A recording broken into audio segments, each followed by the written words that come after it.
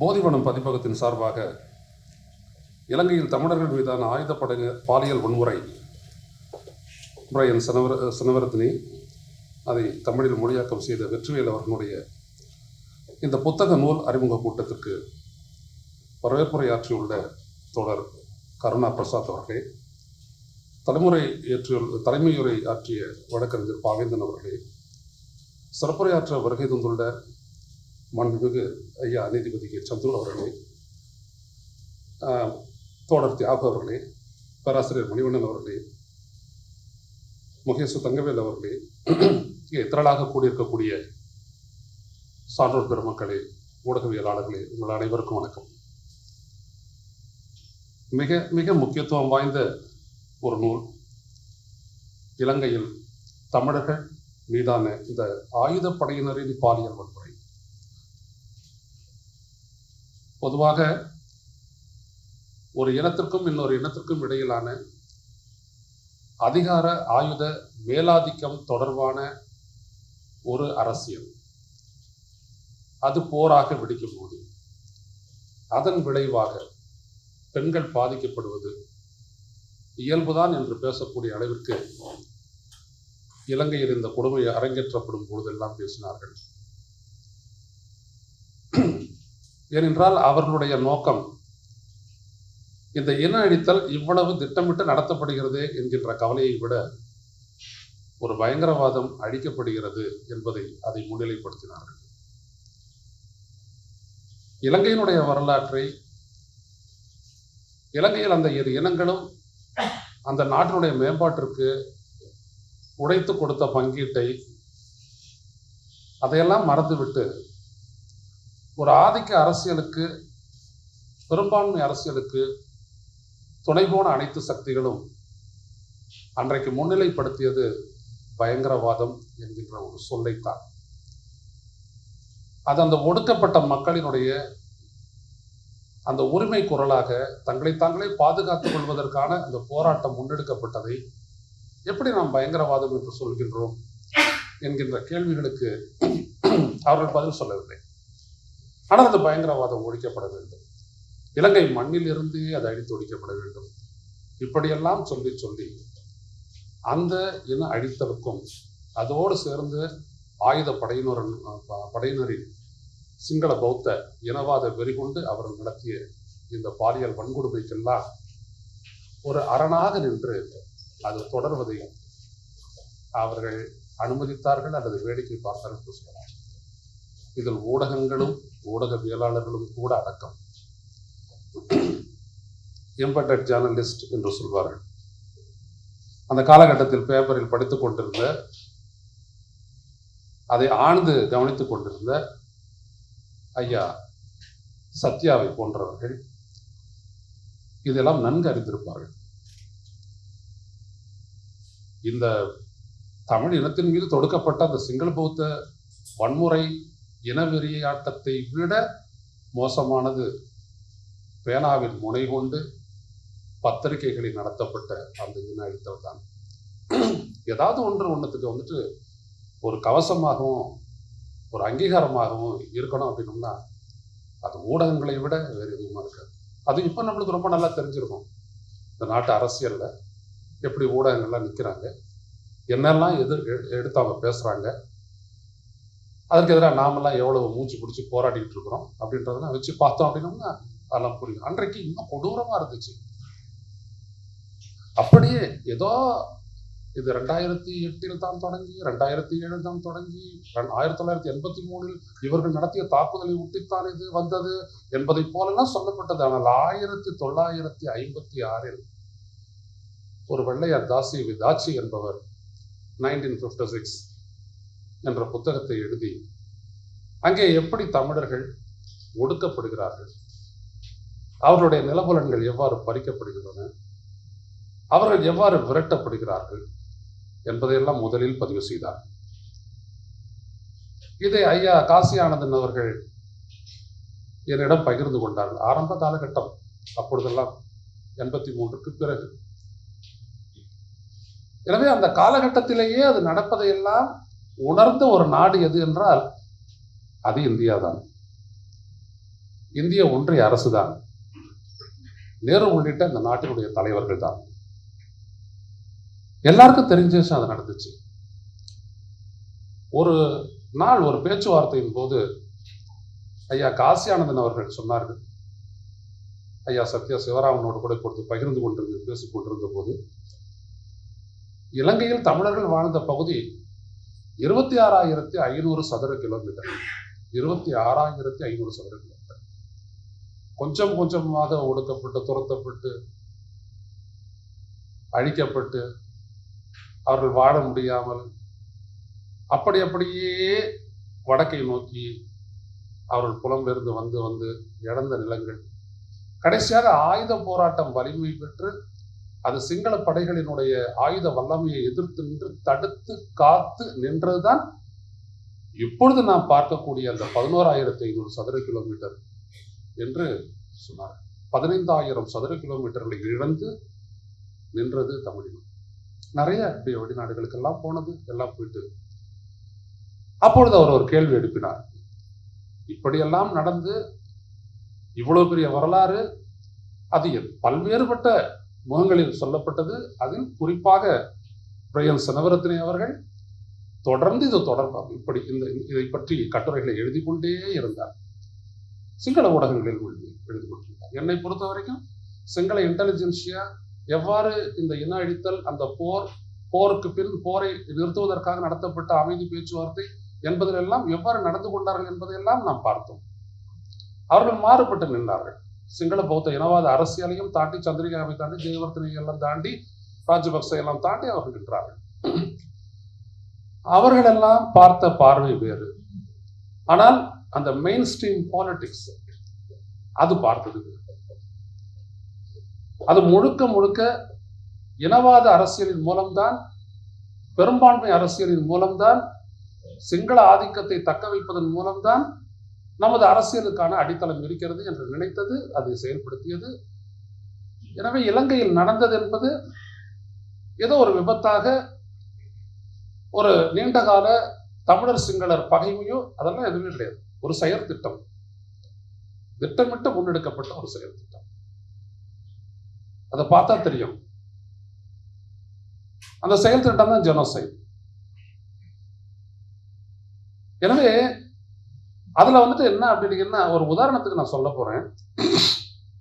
நீங்களாம் கூட கேள்விப்பட்டிருப்பீங்க, அந்த போரை கடைசி காலத்துல அந்த நுணுக்கமான விவரங்கள்லாம் வரும்போது, அந்த கடைசி நோ ஃபயர் ஜோன், மூன்றாவது நோ ஃபயர் ஜோன் 3 அதை நெருங்கி சிங்கள படைகளினுடைய 7 படையணிகள் சூழ்ந்து கொண்டு குண்டுகளை வீசிக்கொண்டிருந்த அந்த நேரத்தில் புதுமாத்தளன் உள்ளிட்ட இந்து மகா சமுதிரத்தை ஒட்டிய ஒரு சிறிய நிலப்பரப்பில் அங்கே இருந்த மக்களின் மீது குண்டுகளை பொழிந்து கொண்டிருந்த அந்த காலகட்டத்தில் நீங்கள் பார்த்தீர்களானார், என்ன இலக்கு என்று இராணுவம் கேட்டபோது, அப்பொழுது டிஃபென்ஸ் செக்ரட்டரியாக இருந்த கோத்தபய ராஜபக்ச சொன்னார், அங்கே இருக்கக்கூடிய அனைத்து ஆண்களையும் மண்ணுக்கு இரையாக்குங்கள், அந்த பெண்களை உங்களுக்கு விருந்தாக்கி கொள்ளுங்கள் என்கின்ற வார்த்தையை உச்சரித்தார். ஐநாவரை எட்டிய உண்மை இது. ஆனால் பான் கி மூன் என்கின்ற ஒரு மனிதர் இருந்தார். அவர் சொல்லக்கூடிய வார்த்தைகள் எல்லாம் புனிதமானவை, காக்கக்கூடியவை, வழிகாட்டக்கூடியவை. ஆனால் அவருடைய மௌன சம்மதம் எல்லாவற்றுக்கும் இருந்தது. இப்படிப்பட்ட ஒரு இன அழித்தல் நடப்பதற்கு முன்னால் செப்டம்பர் 2008 செப்டம்பர் 26 நினைக்கின்றேன், எனது நினைவுகள் சரியாக இருக்குமானால், அப்பொழுது கடைசியாக ஐநாவினுடைய எல்லா விதமான அந்த அங்கிருந்து தகவல்களை அனுப்பக்கூடிய அனைத்தையும் அவர்கள் வெளியேற்றிவிட்டார்கள். சாட்சிகளற்ற ஒரு இறுதிக்கட்ட யுத்தம், சாட்சிகளே இல்லாத ஒரு இறுதிக்கட்ட யுத்தம். அப்படி அந்த ஜோன் 1, 2, 3 மூன்றையும் அவர்கள் சுற்றி சூழ்ந்து கொண்டு கடலில் இருந்தும் 3 புறங்கள் எல்லையில் இருந்தும் கடுமையாக தாக்கினார்கள். மல்டி பேரல் ராக்கெட் லான்ச்சர்ஸ் ஒரு முறை சுட்டா போதும் படபடன்ட்டு ராக்கெட்டுகளை ஏவினார்கள் அந்த பகுதியை நோக்கி. அந்த இடத்திலிருந்து புலிகள் நடப்பது என்ன என்பதை எல்லாம் அவர்கள் அந்த தகவலை சொல்லிக் கொண்டே இருந்தார்கள். நான் எல்லாம் துனியாவினுடைய தமிழ் துனியாவினுடைய ஆசிரியராக இருந்து எல்லாம் போட்டேன். நீங்கள் பார்ப்பதெல்லாம் இங்க எழுத்துக்களை நீங்கள் பார்க்கிறீர்கள். நான் எல்லாம் காட்சிகளாவே ஒரு 20 செகண்ட் 30 செகண்ட் வீடியோக்களாக பல்லாயிரக்கணக்கான வீடியோக்களை நான் பார்த்தேன். இயன்ற வரை உடல் பாகங்கள் சேராக சிதறி இரத்த சேற்று சிதறி கிடைக்கின்ற காட்சிகளை தவிர்த்து மற்ற எல்லாவற்றையும் நான் தமிழ் துணியாக ஏற்றுக்கொண்டே இருந்தேன். ஏனென்றால் what has been reported is going to speak in the future investigation. அதற்காக நாங்கள் எல்லாம் அதை கூட்டம். அவ்வளவு கொடூரமான காட்சிகள், அவ்வளவு கொடூரம். 21வது நூற்றாண்டில் இந்த அளவிற்கு ஊடக உலகம் இருக்கின்ற ஒரு நேரத்தில் ஒரு சிறிய இந்து மகா சமுத்திரத்தை ஒட்டிய ஒரு சிறிய பகுதியில் அப்படிப்பட்ட ஒரு யுனைட் நடந்தது. முடிந்த பிறகும் கூட கொஞ்ச நாள் மட்டும் பேசாததுக்கு, அதுக்கப்புறம் அந்த ப்ரோக்ராம் தொடர்ந்தது. ஏன் நான் செயல் திட்டம் என்கிற அந்த வார்த்தையை நான் பயன்படுத்தினேன் என்றால் அதற்கு பிறகு அதைத்தான் அவர் சனிவரத்திலே அவர்கள் மிகப்பெரிய நிறைய ஒரு 6 ரிப்போர்ட் கொடுத்துருக்குறாங்க அப்படின்னு சொல்லி இதுல கொடுத்துருக்கிறீங்க பார்த்தேன். எனக்கெல்லாம் இதை படிக்கிறதுக்கு, இந்த புத்தகம் படிக்கும் போதே அந்த இமேஜஸ் அப்படியே அந்த காட்சிகள் எல்லாம் வர்றதுனாலே என்னால் அதை படிக்க முடியல. ரொம்ப கஷ்டமா தான் இருந்துச்சு. ஏன்னா அந்த புத்தகத்தை ஈழம் அமையும் என்ற புத்தகத்தை எழுதி முடிச்சிட்ட உடனே சரிதான், உலகத்தினுடைய அரசியல் இப்படிதான், அது அதனுடைய தேச நலனை முன்வைத்து அமைத்துக் கொள்கிறது. ஜியோ பாலிடிக்ஸ், புவிசார் அரசியல். அதற்கு எவ்வளவு மக்கள், எந்த இனத்தினுடைய மக்கள் எதற்காக கொல்லப்படுகிறார்கள் என்பதெல்லாம் இப்ப அதான நடக்குது. காசால எப்படி ஒரு இம்யூனிட்டியோட சும்மா 200 பவுண்டு குண்டை தூக்கி மக்கள் வாழ்விட ரஃபா அது மேல அப்படியே வீசிட்டு போறாங்க. அந்த இடத்துலயே ஸ்பாட்ல 150-200 பேர் இறந்து போகிறார்கள். பல நூற்றுக்கணக்கானவர்கள் காயமடைகிறார்கள்.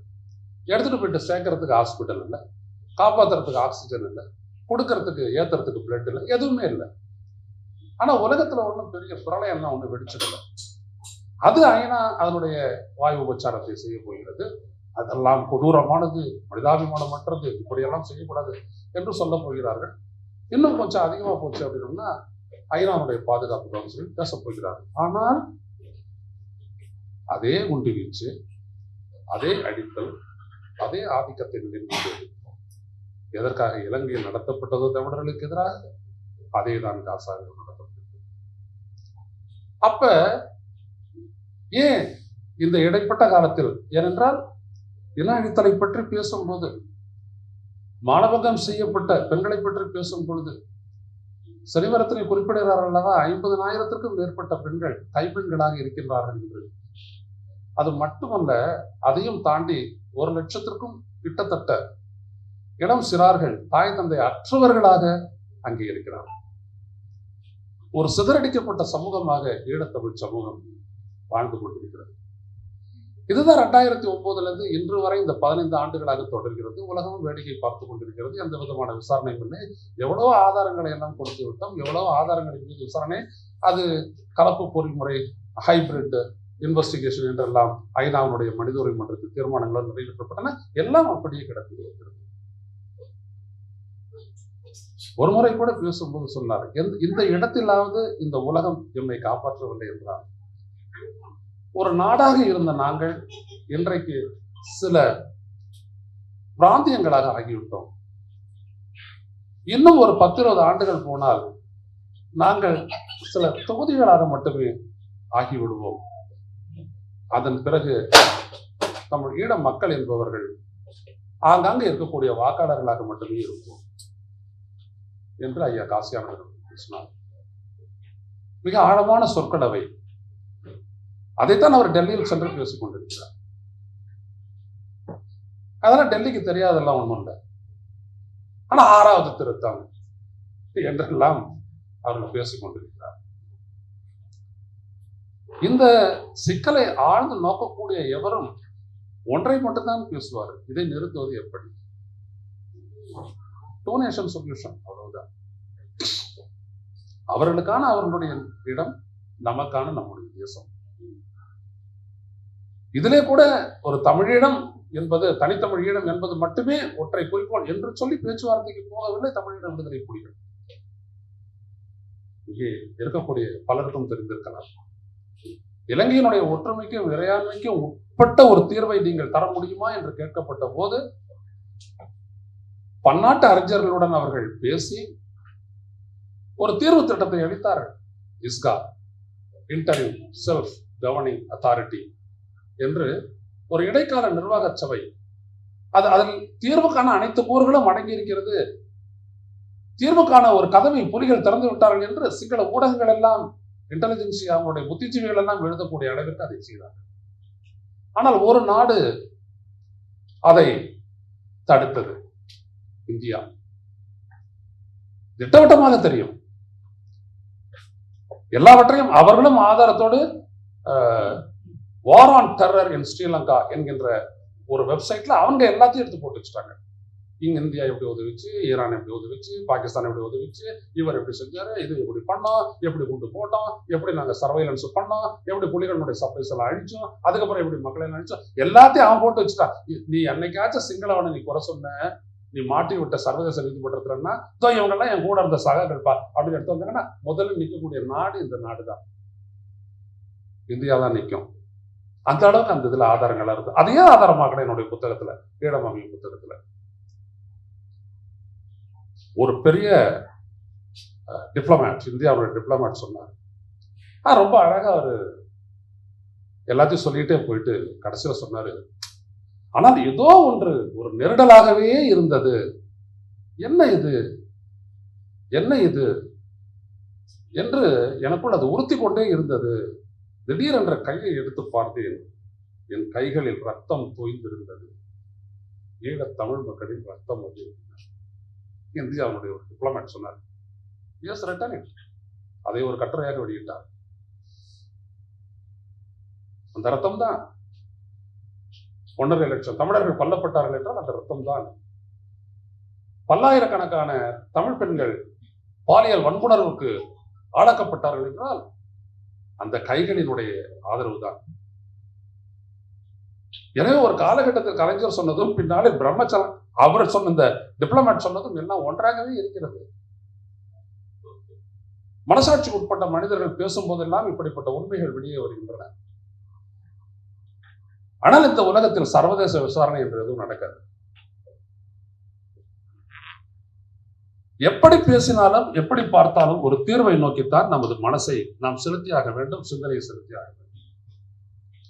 நிறைய பேசலாம், நம்ம இதயம் தான் கனமாகவே ஒழிய அப்படிப்பட்ட ஒரு கொடுமை கண் முன்னால் நான் ஒரு பத்திரிகையாளனாக ஆழ்ந்து கவனித்து, எனக்கெல்லாம் எங்கேயாவது ஒரு குண்டு வெடிச்சது அப்படின்னோம்னா அன்னைக்கு ராத்திரி சாப்பாடு வீட்டில் கிடையாது. அதுக்கப்புறம் என்ன கிடைக்குதோ அதெல்லாம் சாப்பிட்டுட்டு 1:30 மணி வரைக்கும் காகிதத்தை போட்டுட்டு ஏசி ஹாலில் படுத்துட்டு மறுநாள் கத்தில் போறவங்க நாங்கள்லாம். அப்படியாப்பட்ட பத்திரிகையாளர் நாங்கள்லாம். அப்படி எல்லாத்தையுமே ஆழமா பார்த்த எங்களுக்கு வந்துட்டு உரைச்சே போச்சு. இப்ப நீங்க அப்படியே ஒரு 100-150 பேர் செத்து இருக்கிற இடத்த எடுத்து போயிட்டு நிறுத்துறீங்கன்னா வந்து சொட்டு கண்ணீர் கூட வராது. ஒரு படத்துக்காக கழுவலாம், 1000 படத்துக்காக கழுவுறதுக்கு எந்த கண்ணில் கண்ணீர்? அவ்வளவுதான். மனிதாபிமானம் பட்டவர்த்தனமாக திட்டமிட்டு தீர்த்து கட்டப்பட்ட இடம் தமிழிட மண். அப்ப நான் சொன்னேன், எழுதுனேன். அப்புறம் ஜெனோசைடை பத்தி ஒரு புத்தகம் ஆங்கிலத்திலே போடலாம் அப்படின்னு எழுத ஆரம்பிச்சேன். இன்ட்ரோடக்ஷனே 10,000 வார்த்தையாச்சு. சரிதான், இது இந்த மாதிரிதான் முடியும், பெரிய புத்தகமா, நம்ம மக்களுக்கெல்லாம் அவ்வளவு இதுவா இருக்காது அப்படின்ட்டு. என்ன அப்படின்னோம்னா, இந்த ஜெனோசைடு இன்டென்ஷன் வரும்போது ஆட்சியாளரோட மதவாதம் சேருது, மதம் சேருது, ரிலிஜியஸ் இன்ஸ்டிடியூஷன் சேருது. அது என்னைக்கு அதிகாரத்தை ஆசைப்பட்டு நிற்குதோ அப்ப அந்த வேலை அரசனுக்கும் ஆட்சியாளனுக்கும் ஈஸியா போயிடும். எல்லா இடத்துலயும் நீங்க பாருங்க, எங்கெல்லாம் அழித்தொழிக்கப்பட்டாங்களோ அந்த இடத்துல ஆட்சியாளனோட மதம் நிக்குது. அது சர்ச்சா இருக்கலாம், பௌத்தமா இருக்கலாம், யாரா வேணாலும் இருக்கலாம். அனகாரிக்க தர்மபாலா சொல்லிவிட்டாரு, அதனாலதான் அந்த பாலிடிக்ஸ் நிர்ணயிச்சாங்கன்னு இல்ல. இவங்கிட்ட இருந்தது அந்த வெறியா, இவன் கூட இருந்தவனுக்கு இருக்காதா? இந்த விடுதலை போராட்டத்தின் போதும், வெள்ளையனுக்கு எதிரான எல்லா விதமான ஆர்ப்பாட்டங்களின் போதும், அரசியலின் போதும் வலிமையாக நின்ற தமிழினமும் தமிழின தலைவர்களும் அதுக்கப்புறம் எப்படி திடீர்னு சிங்கள தலைவர்களுடைய மனசுல இருந்துட்டு மறைச்சு போனாங்க? எடுத்து படிச்சு பாருங்க. ஈழத்தந்தை செல்வா அவர்களை பற்றி எழுதிய அந்த புத்தகத்தில் எடுத்து படிச்சு பாருங்க, எவ்வளவு செய்திருக்கிறாங்க நம்ம தலைவர்கள்லாம் அப்படின்ட்டு. ஆனா திடீர்னு ஒரு நாள் மறைஞ்சு போச்சு. ஏன்? பதவி ஆசை, ஆதிக்க வெறி, அவ்வளவுதான். அறிவாளிங்க கிட்டே இருந்த போது முட்டாள்கள் கிட்ட மட்டும் அது இருக்கக்கூடாதா? இருக்கு, அவ்வளவுதான். அப்போ இதுக்கு எதிராக என்ன, எப்படித்தான் இதை தடுக்கிறது? ஒரு விசாரணை. அப்படிதான் அந்த ட்ரையல்ஸ் நடந்துச்சு அங்க 2வது உலக போருக்கு பின்னாடி. எதுக்காக உலகமே அழுதுச்சோ அந்த இனம் தானே இப்போ வந்துட்டு காசால அழிச்சுக்கிட்டு இருக்குது. அதனால 10,000 ஸ்கொயர் ஃபீட் விலை கொண்ட ஒரு சின்ன ஸ்ட்ரிப் ஆஃப் லேண்ட் எப்படி இந்து மகா சமுத்திரத்தை ஒட்டிய அந்த பொதுமாத்தலன் உள்ளிட்ட அந்த ஸ்ட்ரிப் ஆஃப் லேண்ட் 40,000 பேர் படுகொலை செய்யப்பட்டார்கள் என்றெல்லாம் சேட்டலைட் இமேஜரியை வச்சுட்டு எழுதுனானோ அதே மாதிரி ஒரு ஸ்ட்ரிப் ஆஃப் லேண்ட் காசா போட்டு அடிச்சு நிறவரான எல்லாத்தையும் ரபுள் ஆகிட்டான. சிக்கி சத்தவர்கள் தான் பல்லாயிரக்கணக்கில்னு சொல்றாங்களே, அந்த அளவுக்கு போச்சு. நான் குறிப்பிட்டு சொன்னேன், ஈழத்தில் தடுக்க தவறினீர்கள். எந்த இனம் இன அழித்தலுக்கு உள்ளாகிறது அதற்கென்று ஒரு நாடு தேவை என்று உலகமே ஒரு குரல் கொடுத்ததோ அப்பொழுதும் காந்தி அதை மாற்றி தான் பேசினார். அரபு பாலஸ்தீனர்களினுடைய சம்மதத்துடன் தான் அங்கே இஸ்ரேல் நிர்மாணிக்கப்பட வேண்டும். பிரிட்டிஷ்காரன் கொடுத்த பீரங்கியினுடைய வாயில் வைத்துக் கொண்டு நீங்கள் அதை செய்யக்கூடாதுன்னு சொன்னார். அதெல்லாம் கேட்டுக்கிற யாரும் தயாரா இல்லை. இன்னைக்கு அந்த இனம் இன்னைக்கு அழிக்கிறது, அழிச்சுட்டு எக்ஸ்பேண்ட் பண்ண போறேன். We will change the face of Middle East என்றுதான் ஆரம்பிச்சார் பெஞ்சமின் நெத்தன்யாஹூ இந்த போற. நல்ல கவனத்தில் வச்சுக்கோங்க. What is that? எக்ஸ்பான்ஷன், ஜியானிசம். முதலாவது எஸ்டாப்ளிஷ்மெண்ட் ஆஃப் இஸ்ரேல் இருந்தது, இப்போ எக்ஸ்பான்ஷன் ஆஃப் இஸ்ரேல். அப்ப இதுல என்ன இருக்கிறவனெல்லாம் அடிப்பதை தான் நன் வாழ்வு அப்படின்ற ஒரு பிலாசபி இன்னைக்கு வந்ததுக்கு காரணம் ஜெனோசைடை பத்தி ஒரு உறுதியான தீர்மானமான ஒரு இடத்துக்கு இந்த உலகம் வரவில்லை. Crime and punishment for genocide convention 1948 எல்லா நாடுகளும் சிக்னேட்டரி. ஓகே, சரிதான், நல்லதா இருக்குது கன்வென்ஷனு. ஒரு இடத்துல செயல்பாட்டுக்கு வந்திருக்குது, தடுத்திருக்குதுன்னு நீங்க சொல்லுங்க பார்ப்போம். அப்ப எங்க இருந்து செயல்படுறது? இதுதான் ஒண்ணு, வலிமையான ஆயுத போராட்டத்தின் மூலம் சுதந்திரத்தை தீர்மானிப்பதும் அதனை ஒரு பாடமாக்கி ஆதிக்க வெறி கொண்டு இருக்கக்கூடிய அனைத்து அரசியலும் ஒரு மனமாற்றத்தின் ரீதியாக அழித்து ஒழித்து கட்டுவதுதான். ரெண்டுக்கு தவிர வேற எந்த விதமான பேச்சு, எந்த விதமான ஒரு செயலும் ஒரு இன அடித்தலற்ற ஒரு பூமியை உருவாக்கவே உருவாக்காது. ஏராளமான உணவுப் பொருட்கள் இருக்கின்றன. ஆனா ஆயுத வல்லமை பெற்றவன் எதையும் செய்யலாம், பாயலாம். உக்ரைனா இருந்தாலும் பாயலாம், காசாவா இருந்தாலும் பாயலாம், இன்னும் எது வேணாலும் பாயலாம். இவ்வளவுதான் கொடுமையான ஒரு சூழல் என்றுதான் நம்ம பேசிக் கொண்டிருக்கின்றோம்.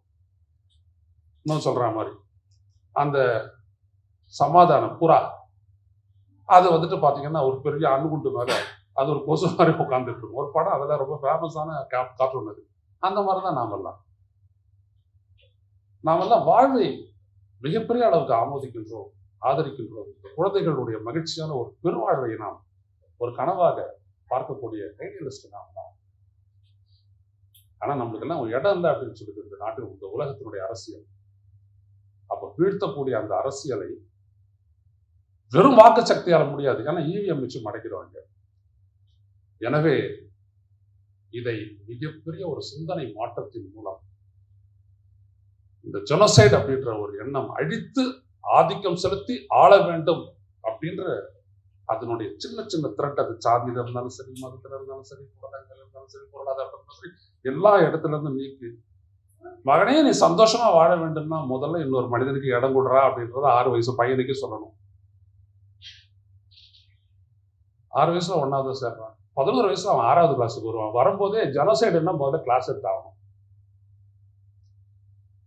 அழித்து வாழ்ந்தவன் எவனும் இல்லை. அதான் இன்னைக்கு ஸ்ரீலங்கா இவ்வளவு பெரிய எக்கனாமிக் கிரைசிஸ்ல வந்து இருந்துச்சு. என்னாச்சு? எதுவும் இல்லை. அழிப்புக்கு இனத்தை ஆளாக்கிய வேடிக்கை பார்த்து கொண்டிருந்த முடியாத இயலாத ஒரு நிலையில் இருந்த தமிழ்நாடு பால் பவுடர் அனுப்பிச்சு இலங்கை. இல்ல வாழற இடத்துல மனிதாபிமானம் வாழ்ந்துட்டு தான் இருக்குது. பொண்ணவனுக்கும் பால் பவுடர் தேவைப்படுது. மக்களுக்கு பொறுப்பு உண்டு, எல்லாத்துக்கும் மக்களுக்கும் பொறுப்பு உண்டு. ஏன்னா அவர்களுக்கும் படைப்புல சிந்தனை ஆற்றல் கொடுக்கப்பட்டு நம்ம பயன்படுத்தணும். அப்புறம் சரிவர திணைக்கள் தொடர்ந்து பிறந்து கொண்டே இருக்க வேண்டும், பணியாற்றிக் கொண்டே இருக்க வேண்டும், புத்தகமாக எழுதி தள்ளிக்கொண்டே இருக்க வேண்டும். ஆனால் மாற்றங்கள் அது மனங்களில் அந்த இடத்தில் தான் தீர்வுக்கான வழியும் அமைதிக்கான பாதையும் இருக்கின்றது. நன்றி, வணக்கம்.